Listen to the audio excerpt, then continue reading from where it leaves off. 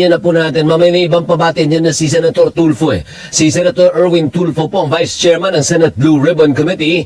Nasa linya na po natin. Magandang umaga po sa inyo, Senator.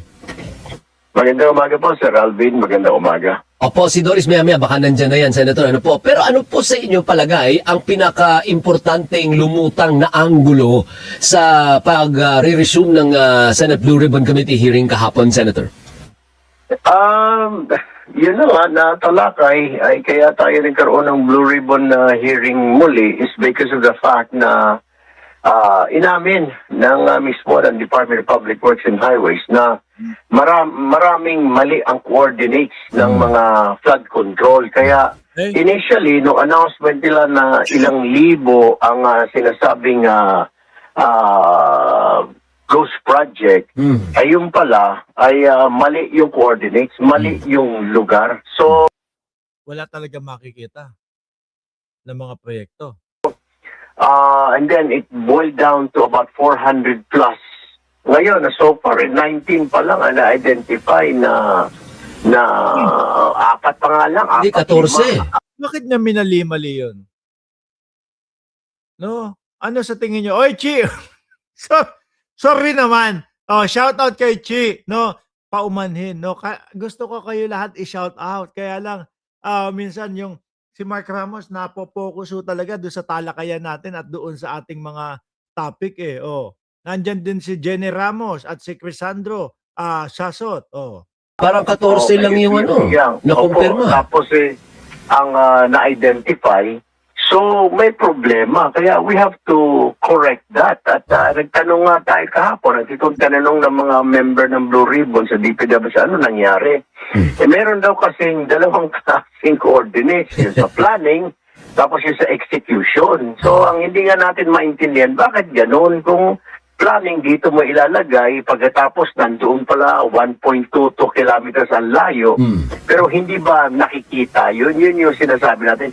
Ang problema kasi, Alvin, maraming kawawang mga kontraktor at mga empleyado. Hindi sa pinagtatakpan ko ito, pero ika nga, justice should be served properly, di ba? Senator, kung ginawa naman talaga ang proyekto, then titignan natin ngayon, bakit doon sa ibang lugar? Number 2, Ano kaya ang purpose ni Manny Bonoan doon? No? Bakit minali niya? Hindi ko mag-gets yun, mga bossing. Natapos ba ang proyekto? Number 3, substandard ba ito? Opo. Kasi kung nagawa naman ang proyekto, Alvin, at naka-specify talaga doon sa ika project na dito mo gagawin itong flood control na ito, then bakit mo kakasuhan at pagkatapos natapos nila ang project na completed naman, tapos nasa tamang standard naman? Marami kasi akong nababalitaan, marami kami nababalitaan sa Blue Ribbon na marami mga contractor ngayon ang mga pinagkakasuhan dyan, pati mga ilang empleyado ng DPWH, because hindi naman kinasuhan. Dahil mali yung coordinate. Siyempre, kapag kayo nang nilagay mo, doon pupunta, tapos hindi naman pala doon, sabi, yung mga contractor, hindi nyo ginawa.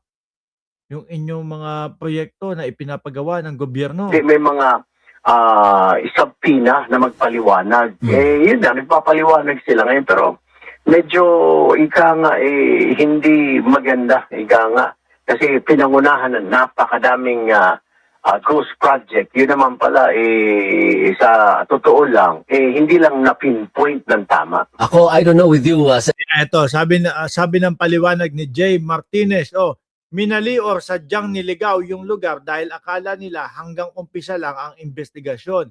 Hindi nila alam na aabutin hanggang sa pinakababa at pinakamatataas. Baka inassume nila na hanggang umpisa lang. Pwede. Tuloy. Senator Tulfo, ako I don't buy it. Yung sinasabing dalawa daw yung coordinate. Ang labo nun. Ikaw ba naniniwala ka sa depensa ni former Secretary Bunoan?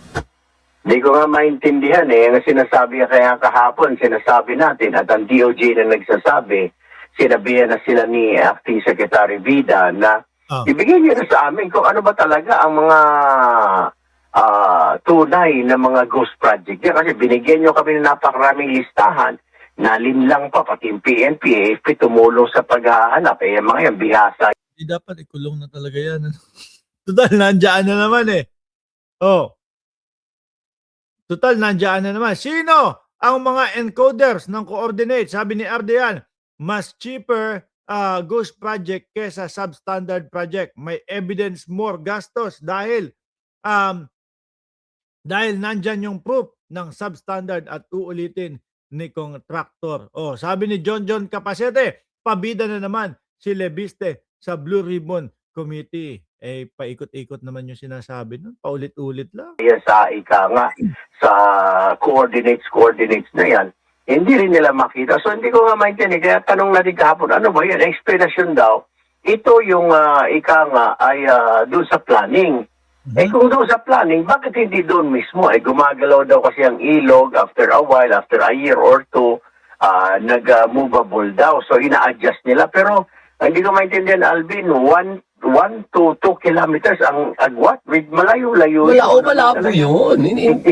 Kaya nga may coordinates para pinpointed kung nasaan yung proyekto. So bakit may difference? Hindi ko maintindihan din. Yun na nga ang siguro sa dapat talagang silipin ngayon, ipaliwanag ng Department of Public Works and Highways anong nangyari.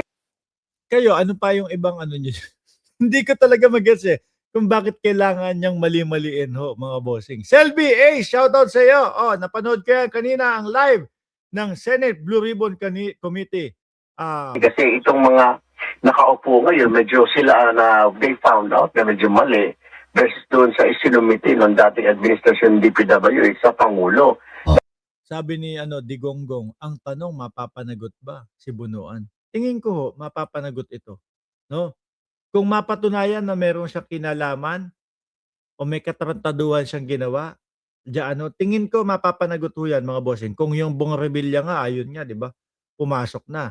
At kung eto nga ho, mga kababayan, kung eto nga din po, mga bossing, isa sa big fish din ho, si Joel Villanueva, sinasabi, kakasuhan na, malversation ho. This afternoon at 2 p.m., preliminary investigation was conducted for 6 cases related to the flood control anomalies. Aray, 6 na kaso. Lahat po kay Boss Joel Villanueva. At ito ho, mga kababayan, sa akin lang ito. Kasi madalas sinasabi ng mga DDS na, puro mga small fish lang yan, mga yan Hindi mga big fish yan Bong Revilla?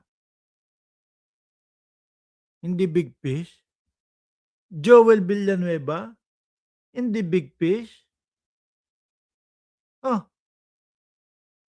Sino pa big fish? Alam ko na. Kasi nga ho, ang gusto nilang marating at gusto nilang maging big fish si Martin Romualdez at si Pangulong Bongbong Marcos. Kaya hindi sila satisfy.